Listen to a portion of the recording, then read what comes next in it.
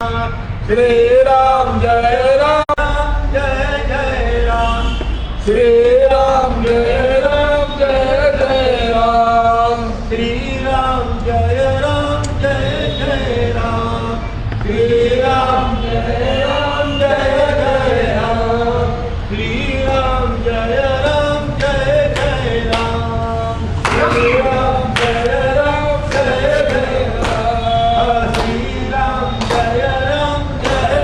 राम श्री राम जय राम जय जय राम राजाधिराज रामचंद्र भगवान पवन सुत हनुमान उमापति महादेव नमः पार्वती पतये हर हर महादेव सीताकांत स्मरण जय जय रघुवीर समर्थ। आज 28व्या अध्यायामध्ये अनुसई मातेनं विचारलेले 40 प्रश्नाचं उत्तर भगवंतांनी गत अध्यायामध्ये दिलं. नरजन्माचं तत्वज्ञान सांगितलं. त्या अनुषंगानं आपण काय आचरण करायचं त्याविषयी ज्ञान जाणून घेतलं. दत्तांनी पहिल्या 8 प्रश्नांची उत्तरं दिली आणि प्रश्नोत्तराच्या आधारे दत्तात्रयांनी सांगितलेलं ज्ञानामृत नावाचा 9वा अध्याय सुरू झाला. ज्ञानामृत जसं कथामृत आहे, नाम अमृत आहे, तसं ज्ञान सुद्धा अमृत आहे. 9व्या प्रश्नाच्या अनुषंगानं विवेचन करताना दत्तात्रयांनी देहामधील एकूण 10 इंद्रियाबद्दल वेगवेगळे कार्य सांगितलेले आहेत. एकूण 10 इंद्रिय जी आहे ते कर्मेंद्रिय आणि ज्ञानेंद्रिय हे 2 प्रकार आहेत. त्यापैकी ज्ञानेंद्रियांमधलं पहिलं महत्त्वाचं इंद्रिय म्हणजे श्रवण, कान.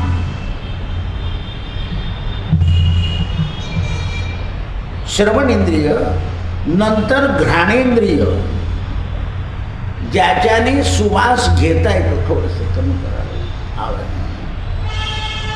श्वास घेता येतो आणि त्या योगानं सगळ्या देहाचा कारभार सुरळीत चालतो.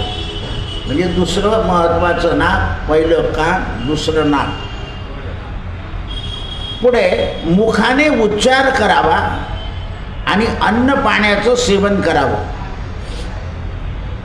हाताने कारभार करावेत आणि कार्याचा व्याप मोठा होत जातो. हळूहळू आपले हात जसे मोठे होतात ना तसे आपल्या हाताचा कारोबार मोठा होत जातो. आधी खाण्यापुरते उपयोगाचे असताय, मग खाणं आणि धुणं समजायला लागलं की खाणं आणि धुणं, आंघोळ स्वतः करावी लागते. पण खाणं मात्र पहिलं काम आहे. मग खाणं आणि धुणं, मग खाणं आणि विद्या, मग खाणं आणि प्रजा उत्पत्ती, खाणं आणि संपत्ती, आणि खाणं आणि आपत्ती, मरण. पण खाणं चालू असतं. मुख कार्य असल्याशिवाय देह कार्य हे परिपूर्ण होत नाही. कारण मुख नसलं तर देह पोचला जाणार नाही. म्हणून मुख हे महत्त्वाचं. संपूर्ण शरीराचा कारभार, उभं राहणं, चालणं हा व्याप पाय सांभाळतात. उभं राहणं, चालणं, इकडे तिकडे जाणं पाय सांभाळतात. आणि गुदद्वाराने मलमूत्राचा त्याग, 10 इंद्रियांची स्थानं, कार्य आदी विस्तार विवेचन दत्तात्रयांनी सांगितले. आणि तदनंतर इंद्रियापेक्षा पूर्णता भिन्न असलेले इंद्रियांनी भोग व्यवहार पाहून शिकायचा असतो. भोग व्यवहार, घर कसं पाहिजे, दार कसं पाहिजे, माझं लग्न कसं झालं पाहिजे, हे पाहून शिकाय. म्हणजे नेत्र. नेत्र काय करतात? जगातलं दृश्य व्यवहार रूपाने आपल्या हातून कार्यरत करवून घेतात. म्हणून कर्मकांडामध्ये आधी व्यवहारातले डोळे काढून परमार्थात आणावे लागतात. नेत्रोदक स्पर्श. पण लोकांनी काय केलं? परमार्थ आणि व्यवहार यांची खिचडी करून टाकली आहे, एकत्र करून टाकतात. परमार्थ हा स्वतंत्र व्यक्तिगत आपल्या स्वतः करता आहे आणि व्यवहार आणि संसार हा दुसऱ्या करता आहे. म्हणून अवघाची संसार सुखाचा करीन, आनंदे भरीन तिन्ही लोक, चित्त मन आणि बुद्धी. बा काही लोक संसार काव कसं झालं एकदम मस्त, बा काही चिंता नाही. कारण चिंता मानून घेतली तर राहते ती, मानून घेतली नाही तर राहत नाही. आता मला जो उशीर झाला ना, तर देऊळगाव राजाचे लोक विचारायला आले होते. ते म्हणे दादा आम्ही देऊळगाव राजा असं म्हटल्यावर बसून गेलो, कारण बालाजीचे गावचे लोक आले म्हटलं. आनंद झाला म्हणजे. तर हे जे ज्ञान असतं, हे ज्ञान आपल्याला समजण्याकरता ज्या ज्या स्थळावर जे जी देवता गेलेली आहे ती आपल्याला नेत्राच्या द्वारानं एकदा पाहिलेली असली की पुन्हा केव्हाही आठवता. नेत्र इतकी महत्त्वाचे. आपण बद्रीनाथला जाऊन आलो आणि आता आपण असं बसलो की बा आपण कसं गेलो होतो बद्रीनाथ असं म्हटलं की ते सगळं डोळ्यासमोर उभंच राहतं. चांगलंही दृश्य उभं राहतं, भीतीचंही वाईट उभं राहतं, आनंदाचंही उभं राहतं. मग आनंदे भरीनं तिन्ही लोक एकदा भगवंताला डोळ्यात साठवला की मग मात्र दुःख हे राहत नाही. साठविला हरी जेणे हृदय मंदिरी, सरली येर झाड सफळ झाला व्यापार. सगळा व्यापार सफळ होऊन जातो. म्हणजे व्यापार म्हणजे जन्ममरणाचा जो हा सगळा फेरा किंवा ओझ हे सगळं उतरून जात. आता जरी आपल्याला वाटतं बा आपण खूप परमार्थ केला आहे, पुढचा जन्म चांगला मिळेल, पण त्या जन्मामध्ये सुद्धा घालमेला असेल. आता जेवढे टक्के टोंपे खाल्ले त्याच्यापेक्षा जास्ती असू शकतात, कमी असू शकतात. म्हणून आता सुखदुःख हे भोगावं लागेल. विचार कार्य नियमानुसार राहिलं पाहिजे. याकरता इंद्रियांचा व्यवहार परस्पर सुरू होतो. कान नाक डोळे हे एकमेकाला मदत करतात. कान ऐकतो, डोळ्याला म्हणतो ते पाय. हे सगळे व्यवहार सुरू होऊन जातात.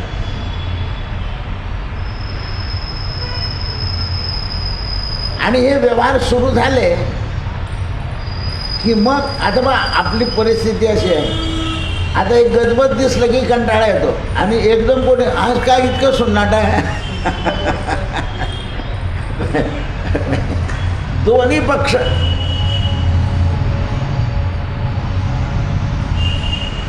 असे आहे. ज्ञानी लोकांना काही परिणामच होत नाही. गलबला असला तरी आपला रस्ता काढून घेतील, निघून जातील. सुना रस्ता असेल तर आनंदाने चालले जातील. आपल्याला मात्र दोन्ही स्थित्या अनुकूल पाहिजे असतात आणि जगात कधीही सगळी स्थिती अनुकूल राहत नाही. अनुकूल नाही राहत. पूर्वी याच मंदिराकरता लोक शांततेने अनुकूलतेने येऊन जायचे. आता गलबल आहे. इकडचा माणूस घरी जायच्या धाकात, तिकडचा माणूस घरी जायच्या धाकात. त्यामुळे व्यवसाय दृष्टीने इकडे जातो, विश्रांती दृष्टीने इकडे जातो. पण त्याच्यात ज्याचं पुण्य आहे आणि ज्याची स्थिती आहे तो मात्र एवढ्या गडबडीत येऊन निघून जातो. म्हणून कर्माच्या विरुद्ध तत्व जाणावं. मुळात सगळे कर्म प्रारब्ध योगाने घडतात एवढं लक्षात ठेवा. प्रारब्ध माझे सहसा टळेना, पण ज्ञानेंद्रियांच्या योगानं दुश्चित प्रारब्ध टाळण्याचा प्रयत्न बुद्धीने करून घ्यावा. दुश्चित जसं बा दूध नासलं, आपण पाणी नितरून टाकतो, त्याला परत ठेवतो, त्याचं पाणी काढतो, त्याच्यात साखर टाकतो आणि खातो. दुश्चित काय केलं? मग आता हे एवढ्या दुश्चित कर्माचा नाश करण्याकरता काय उपाय आहे? तर ज्ञानामृत, कथामृत, नामामृत. ज्याची तुमची योग्यता असेल ते अमृत प्यायला सुरुवात करा. योग्यता म्हणजे कशी? वस्तू आपल्या खिच्याच्या सल्ल्यावर घेता येते, त्याप्रमाणे हे 3 अमृत आहे: कथामृत, ज्ञानामृत आणि नामामृत. तुमच्या अवकतीप्रमाणे तुम्हाला काय, तर सगळ्यांना उपयुक्त आहे नामामृत. नामामृत आहे. जसं काही लोकांना रिकामपण असतं,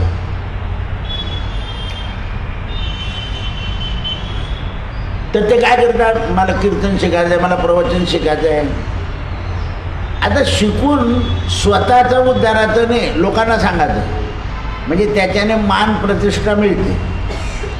पण त्याला जर कळालं की आपल्या कर्माचं सगळं पाप घालवायचं आहे, तर त्याला जपाचं अनुष्ठान करण्याची गोडी निर्माण होईल.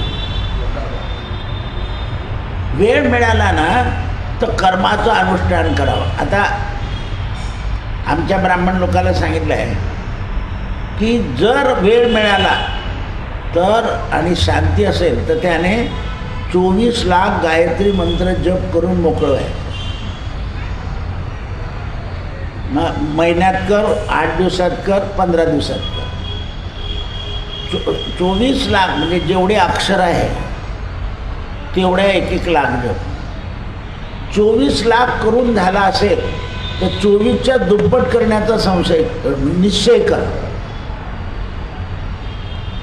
आणि जर तोही झाला तर 4 महिने गायत्री जपा व्यतिरिक्त दुसरं काहीच करू नको, कुठे जाऊ नको, तुटेल धरणे. पण माणूस काय करतो, म्हातारा झाल्यावर 4 महिने करतो, नंतर आपली स्वतःची मिरवणूक काढा, मी एवढं अनुष्ठान केलं, संपला.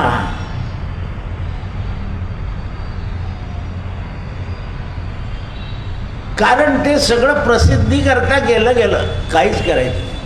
आता उरलो उपकारापुरता, फक्त सल्ला द्यायचा. सन्मार्गाला लोक कसे लागतील, द्वंद्वातून लोक कसे मुक्त होतील, मार्गदर्शन करायचं राहायचं, गुरु बनायचं.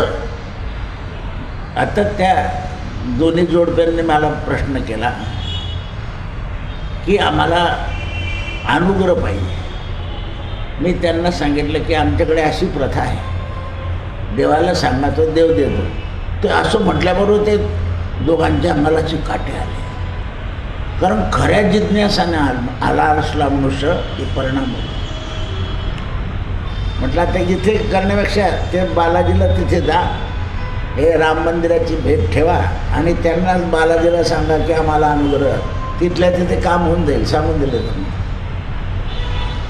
देव ज्या ज्या ठिकाणी मन जाय माझे, त्या त्या ठिकाणी निजरूप तुझे, मी ठेवितो मस्तक ज्या ठिकाणी, तेथे सद्गुरू तुझे पाय दोन्ही. त्या परमात्म्याचे चरण पृथ्वीवर आहे, लागून गेलेले आहे भूमीला. म्हणून ते म्हणतात की अहंकार उत्पन्न होतो प्रारब्ध कर्माने. किती ज्ञानी झाला तर प्रारब्ध कर्म अहंकाराला उत्पन्न करतो. मी आणि माझं, मी साध्या कागदावर लिहून देतो काही. एक जण म्हणते तुम्ही लेटर बाळ का बरं छान. म्हटलं बा नाही, एवढं चिमुकले राम मंदिर हा शब्द, माझं नाव जाऊ दे, तू गेल्यानंतर तुझं काम झाल्यानंतर तो कागद खाली पडेल, त्या चिमुकले राम मंदिर शब्दावर काही करतील, कचऱ्यात टाकून देशील तू डरमेंट. माझं नाव जाऊ दे, पण चिमुकले राम मंदिराचं नाव डस्टबिनमध्ये जाईल. त्याच्याकरता हा साधा कागद आहे, वरती काही लिहिलेलं नाही. आता किती भारी पत्रिका कुठे जाते, तो आमचा रघु गोळा करून ठेवतो, कधी जेवायला द्यायचं, बस एवढंच. काय उपयोग होतो त्याचा?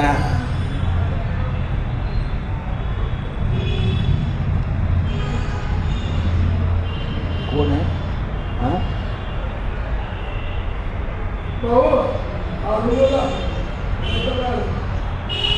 म्हणून इंद्रियांचा व्यवहार परस्पर सुरू राहतो. तर हा इंद्रियांचा व्यवहार परस्पर सुरू होण्याकरता इंद्रियांना अंतर्मुख करायचे आणि आत्मस्थळीवर राहायचं. कोणती स्थळी? आत्मस्थळी. बहिर्मुख असू द्या इंद्रिय, फिरत येते कुठे फिरत, आपण नाही. कारण त्यांचं कामच आहे, त्यांना बाहेरच आवडतं.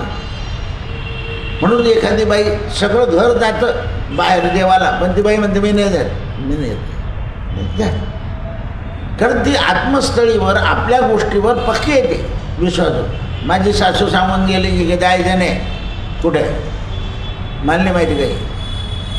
आम्ही पोरं गंमत करतात, मग आई का वरतून पाहायला येणार आहे, मला माहीत नाही. आत्मस्थळीवर पक्की आहे. तुकाराम महाराज एका शब्दात सांग, निश्चयाचे ऐसे बळ दुखा म्हणे याची बळ. निश्चय जो आहे, महाराजांनी 2 वाऱ्या करून आपल्या शरीरातलं सगळं पाप घालवलं आणि पंढरपुरावर निश्चित राहिले. तीर्थ विठ्ठल, क्षेत्र विठ्ठल. हे जे साधना आहे कुठेच गेले नाही, पण वृंदावनाचं सगळं वर्णन घर बसलेलं लिहून ठेवलं आबांधामध्ये. कंठी धरिला कृष्ण मनी अवघा जनी प्रकाश. गेले नाही तिथे, वाटेल ते करून सांगितले. आपण जाऊन आलो तरी लक्षात राहत नाही. तर आत्मस्थळीवर ते पक्के आहे. आपला विषय काय चाललाय? आत्मस्थळी. आत्मा हे स्थळ असं आहे की त्यावर आपण पक्के पाहिजे. म्हणून त्यानुसार देहाचं आचरण झालं पाहिजे. देह अकर्म आणि कर्म दोन्ही देहाला करावे लागतात. आपण समजा रात्री झोपून, रात्री आंघोळ करून झोपलो, पण सकाळी उठल्यावर पारोशे होऊच का नाही? का काल केली होती म्हणून आता सकाळीच करायची नाही?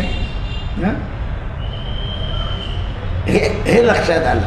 स्नानाने श्रमपर. काही लोक खूप काम करून आले की लगेच आंघोळच करतात. ते म्हणतात नाही मला फ्रेश व्हायचं आहे. म्हणजे ते इंद्रिय जी आहे त्यांच्यावरची मलिनता स्नानाने जाते हे सिद्ध आहे. तुम्ही हातपाय धुवून, तोंड धुवून, गोळणा करून जरी फ्रेश झाले आणि सगळं आंघोळ करून फ्रेश झाले, तर कारण त्या इंद्रियांना जलाचा आश्रय लागतो. जल म्हणजे नारायण आहे. आपो नारायण हरी. म्हणून ते म्हणतात कर्म त्रिगुणात्मक आहे. सत्व, रज आणि तम. रज, तम आणि सत्व गुणानुसार कर्म घडत असतात. जसे गुण असतील तसे हे कर्म घडतात. आणि म्हणून कर्मानुबंधे मनुष्य लोके. या मनुष्य लोकामध्ये मनुष्य कर्मानुबंधाने राहतो. मग हे कर्मबंधन जी आहे ही तुटतील केव्हा? सत्कर्म वाढेल तेव्हा.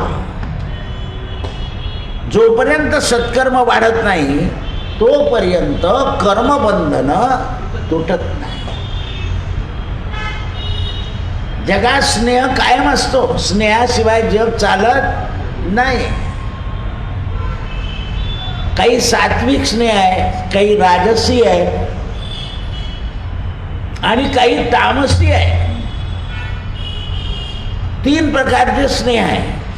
आपला स्नेह कोणाशी कसा आहे हे आपण जाणलं पाहिजे. निरपेक्षपणानं स्नेह ठेवला म्हणजे तो सात्विक राहतो. वैयक्तिक फायद्याप्रमाणे ठेवला तर तो राजसी होतो. आणि भोगवृत्तीनं किंवा ईर्ष्यावृत्तीनं ठेवला तो तो तामसी होतो. म्हणून दत्तात्रेयांनी सत्वगुण प्रयत्न किंवा युक्त असं विवेचन केलं. दत्तात्रेयांनी तप म्हणजे काय या बाबतीत सांगितलं. एका वाक्यात सांगायचं तर अपरोक्ष ज्ञान प्राप्त करणेच तप आहे.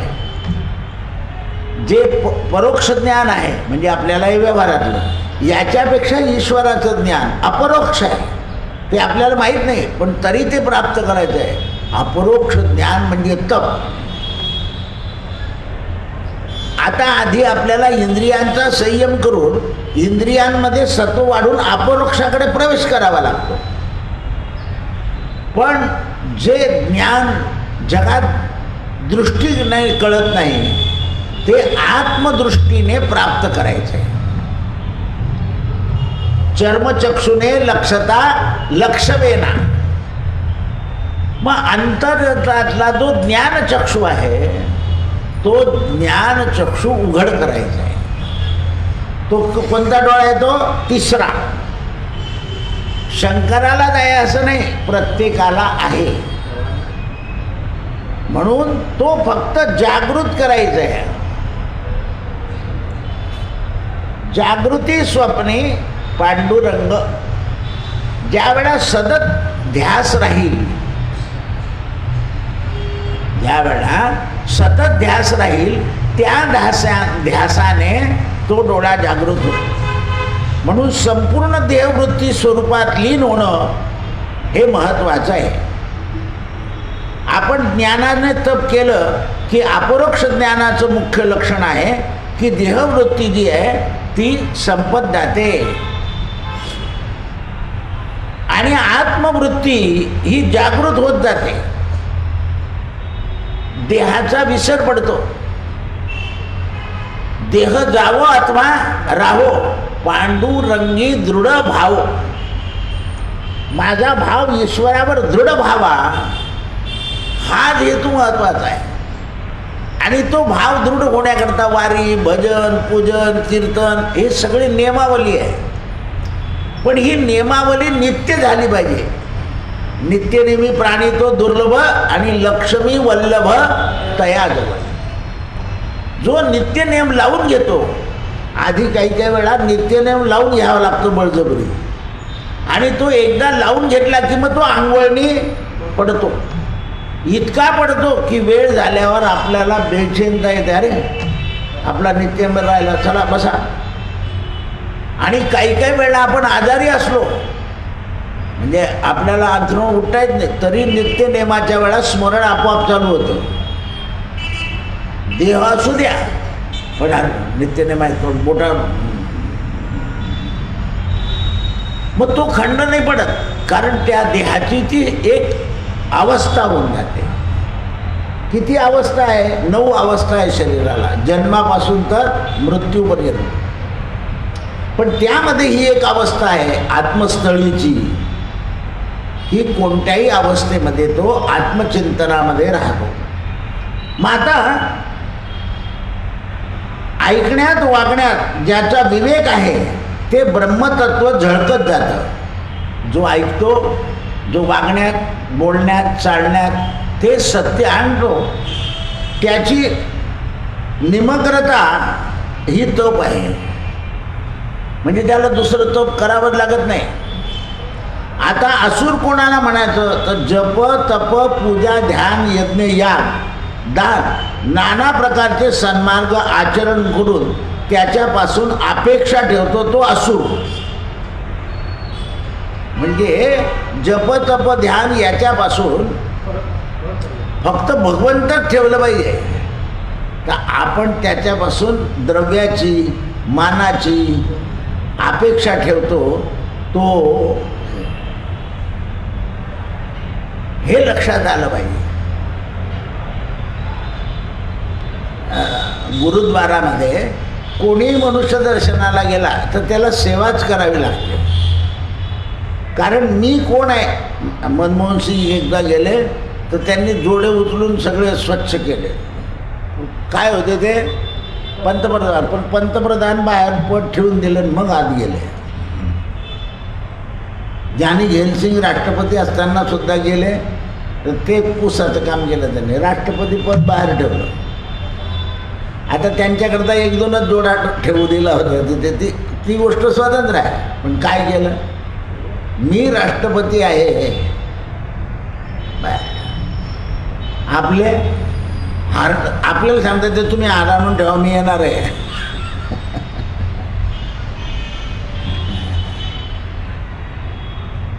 असं आहे ते. या गोष्टी कळायला पाहिजे. असुर आणि सूर त्या दोघांनाही असं सांगितलं होतं की तुम्ही आल्यावर इथे काही बोला. म्हणे मी बोलण्याकरता आलेलो नाही, दर्शनाकरता आलो. दोन्हीने सांगितलं होतं, राष्ट्रपतीने आणि पंतप्रधानाने.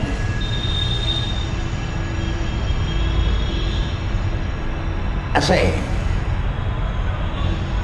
आता काल मी ते कॅलेंडरच्या ओपन गेलं, 2 महाराज लोक असं काही, कोणी मुक्ताबाई कोणी ज्ञानेश्वर. मी त्यांना म्हटलं हे जे झाड लावलेलं आहे बँकेचं, हे वाढवायचं असेल तर तुम्ही सगळ्या सभासदांनी असा कॅन्डिडेट आणायचा की त्याने कर्ज बुडवलं नाही पाहिजे, तर ते झाड मोठं होईल. नाही तर त्याला कीड लागायला काय वेळ लागतो.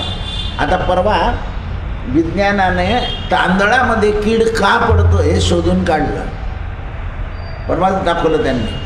तर तांदूळ जेव्हा तयार होतो ना, तेव्हा त्या झाडावर जे किडे असतात ते किडे त्या तांदळात, एखाद्या तांदळामध्ये जाऊन आपलं अंड टाकून देतं म्हणे. संशोधन लागलं त्याचं. आणि म्हणून आपण काही टाका तरी तांदळात किडे पडतातच. एवढी पॉलिश होऊन जाते तरी तो किडा आत मरत नाही म्हणे. ते अंड बाहेर पडतं आणि आपण पोतं भरलं, डब्यात टाकलं की एक किड्यातून अनेक किडे उत्पन्न होतात. एकोहम बहुश्यामी. आपल्या संपूर्ण पोत्यामध्ये एका तांदळामध्ये तो एकच अंड असतं, ते बाहेर पडलं की त्याचे अनेक उत्पन्न होतात. असं आहे. म्हणजे संशोधन करते कुठपर्यंत गेले, एक एक तांदळातून त्यांनी शोधून काढलं ते की चल का होतंय असं. म्हणून ते म्हणतात, दत्तांनी स्पष्ट केले की आसुरता एक प्रवृत्ती आहे, त्याचे 2 भाग आहे, एक जवळची आणि एक दूरची. आसुरता एक प्रवृत्ती आहे, एक अगदी निजीची आहे की जी आपल्याला मोठेपणाची लालसा दाखवते. मी सांगितलं ना, मी मोठा आहे, याच्याने मग मान मिळत गेला की अहंकार वाढत जातो. म्हणून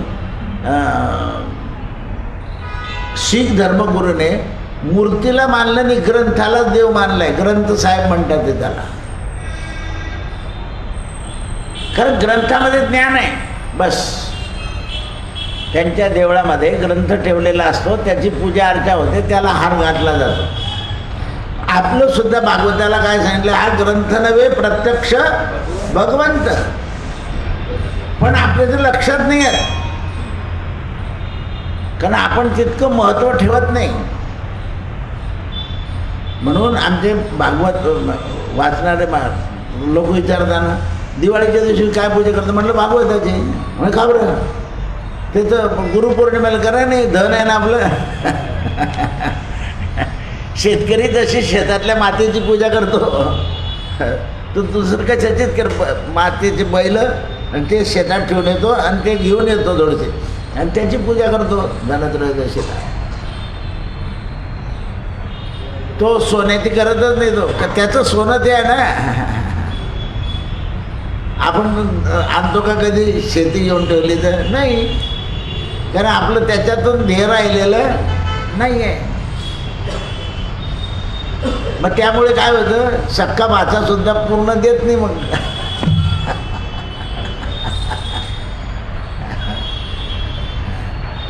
असं आहे, आपण त्याला मानतच नाही. ते आता तो हा गेला ना गौरव, त्याला म्हटलं आता बाय 21 तारखेपासून मी नाही आहे, तू 10 वाजता इथे यायचं, मंदिर बंद होईपर्यंत तू काहीच करू नको म्हटलं, कारण तू एक कुलूप कुठं ठेवशील. तर तू फक्त इथे हजर राहा, काही काम नाही ना, घरी जपाची माळ घ्यायची आणि जप करत राहायचं 7 दिवसापर्यंत. कोणी आलं तर त्याला 1-1.5 तासामध्ये उपाय सांगायचा, कारण कर्म घडत राहिलं. सगळ्यांनाच काय माहिती इथे कोणी नाही, कोणी आलं तर मग त्याला सांगत राहायचं. म्हणजे सत्कर्म हे घडत राहिलं. आलेल्या माणसाला इथून काहीतरी उपदेश मिळाला, बस उपदेशाचा दिवा आहे इथे, तो तेवत ठेवण्याचं काम केलं पाहिजे. आणि तो जसा आपण तेवत ठेवू तसं आपल्याला फळ मिळतं, तसं आपल्याला फळ मिळतं. म्हणून ही आसुरता दूर केली दत्तगुरूंनी. मग आसुरतेमध्ये कोण कोण आहे याचं स्पष्टीकरण कर म्हणे. आता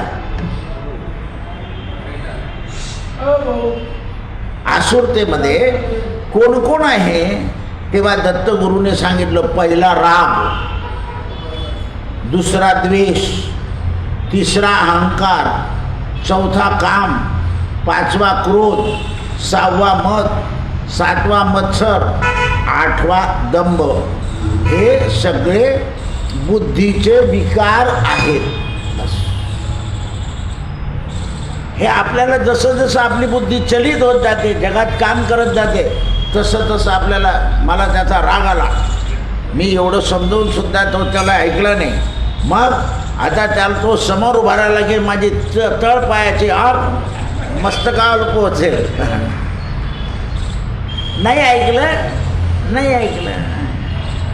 पुन्हा तो आला तर त्याला त्या गोष्टीची आठवण करून द्यायची नाही ना आपला संताप वाढवायचा नाही. आणि ज्याच्याकडून जे काम व्हायचं आहे ते काम होतं आणि जे व्हायचं नाही ते होत नाही. पुढे द्वेष, मी तर त्याला रडवीनच, द्वेष आहे. आणि कसा रडवला त्याच्यातून अहंकार उत्पन्न झाला. असा फाईलवर घेतला का नाही तर चाललाच गेला तो. जसे चांगदेव महाराज जोरात आले वाघावर, ज्ञानोबा तो योगी आहे, त्याने सगळं जग जिंकलंय, तू आता काही करू नको, अशी कृती कर की तो त्याच्या वाघावरून खाली उतरला पाहिजे. म्हणे मग ही भिंत झालो, काय करता नो हे महाराज. तिथे भिंत आल्याबरोबर यांनी वाघ जाय रे म्हणे, भाऊ हे साप सगळं जाय, जटाजूट नुसत्या कृतीने. जर अहंकाराने निवृत्तीनाथाने ज्ञानोबाची निवृत्ती केली नसती तर अशी क्रिया घडली नसती. आणि आल्यावर योगी पावन जगाचा आणखीन श्रेष्ठत्व दिलं, मोठेपण दिला आणि कार्यसिद्धी सांगितली. कार्यसिद्धीमुळे ते कार्य त्याचं झालं. पुढे काम, क्रोध, मद, मत्सर आणि दंभ हे बुद्धीचे विकार असून असुर आहेत, यांना शमन केलं पाहिजे. यांचं शमन करणं, त्यालाही पाहून ठेवतो का दिसत नाही ती किल्ली, तो येडा दिसत नाही ना, किल्ली का तिथे बसला पाहून येतो, त्याला म्हणा आलू नको जायच्या वेळा, नाही तर किल्ली देऊन द्यावा ना. जायचं असेल तर किल्ली दे म्हणे, रात्री आळा निघतो. दुसरं किल्ली कुलूप लावावं लागलं मला.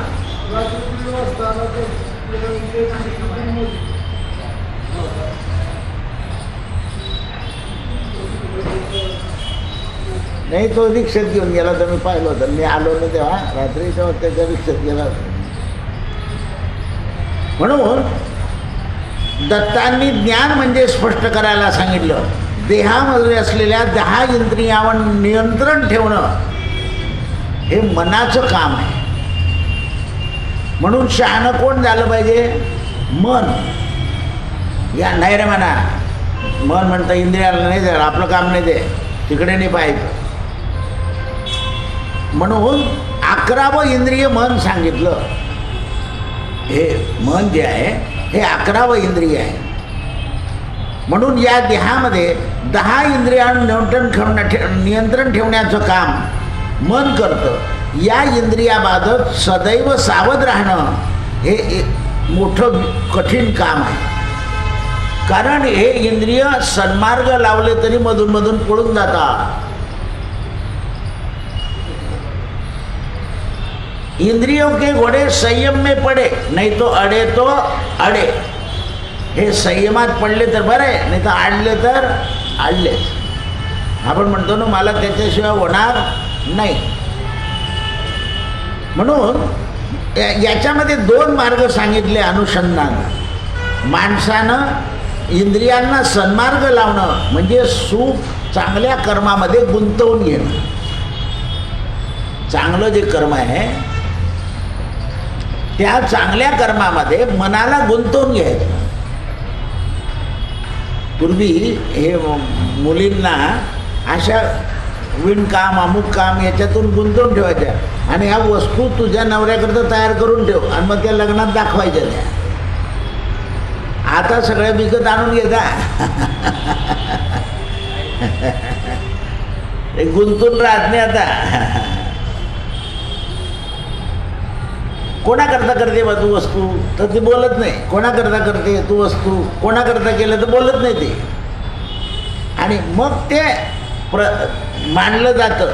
मग लोक पाहतात वा चांगलं केलं आहे, गुणी आहे, कार्यकारणी. आता लोक म्हणतात पगार किती आहे, जास्तीचा प्रयत्न कर, साखरपुडा घालून आणखीन कुठेतरी लागून जायचं तर भलं होऊन जाईल. एकदा तिचा पगार वाढला की ती म्हणते चलो. आपण द्रव्यानं गुण पाहतोय, गुण कलेनं बाहेर पडले पाहिजे. समजा एखादी सून अगदी नेवनटकं काम करणारी असली ती गावाला गेली, आल्यावर बंद बहीण पाय काय पसार पडला तुझ्याशिवाय कोण करील असं बोलून तिला तिच्या कामाला प्रवृत्त करून देतो. मग ती हळूच म्हणते मी मेल्यावर कोण करील तुमचं. असं आहे. काही काही लोक म्हणतात हां पडू दे ते आवरीन आपण. अरे काय ज्याचं त्याचं ज्याने त्याने आवरा ना. आपल्या मनावर ताबा नसतो म्हणून आपण पसारा पडू देतो. आता कसा आवरावा लागतो तुम्हाला तर अनुभव येत असेल रोज. म्हणून इंद्रियांना सतत सावध ठेवलं पाहिजे आणि त्यांना सन्मार्गात लावलं पाहिजे. गुरुदत्ताने देहाचे कार्याचे गुणाचे फळ सांगितले आहे, त्याचे विवेचन केले आहे. 11 इंद्रिय आणि मन यांच्यावर नियंत्रण म्हणजे ज्ञान होय. काय आहे ज्ञान. यांच्यावर नियंत्रण करणं म्हणजे ज्ञान आहे. जसं गाडी आपले व्हेकल याच्यावर मशीन लावलं आहे. मशीन काय म्हणतं या वेगाच्या पुढे गेले तर धोका आहे, लगेच लाल होऊन जातं ते. पण याचा अर्थ त्या तिथपर्यंत पोहोचायचंच नाही आहे, हळू ठेवायचं. त्याच्यावरती पोहोचले की कुठेतरी शॉर्ट सर्किट होऊन गाडी पेटते. हल्लीच्या गाड्या पेटताय ना त्याला कारणच ते आहे. कारण जे द्रव्य आहे ते भडक आहे. डिझेल असो काय भडका घेतं, ते पेट्रोल भडका घेतं, गॅस भडका घेतो आणि त्यामुळे त्याचा नाश होतो. याकरता मनाच्या स्वैरपणातून उत्पन्न होणाऱ्या 2 गोष्टी आहेत, कुमती आणि सुमती. आपण आपलं नाव जरी सुमती ठेवून घेतलं तरी कर्म जर नीट नाही केलं तर मात्र कुमती निर्माण होणार. म्हणून दुर्बुद्धी ते म्हणा कदान निपतो नारायणा मागितलेले. मनाच्या स्वैरपणातून उत्पन्न होणारी सुमती आणि कुमती गुणदोष हे त्रिविध कर्माला कारण पडतात. मग एक सकाम कर्म होतो आणि एक निष्काम कर्म होतं. निष्काम कर्माने माणसाची जन्म मरणाच्या चक्रातून सुटका होते आई, आणि सकाम कर्माने मनुष्य जन्म मरणाच्या चक्रात पडतो. याकरता दत्त संप्रदायात सकाम कर्म नाही. कृष्णार्पणमस्तु. सत्यगुरु राये कृपा मग केली, सापडविले वाटे दाता गंगा स्नाना.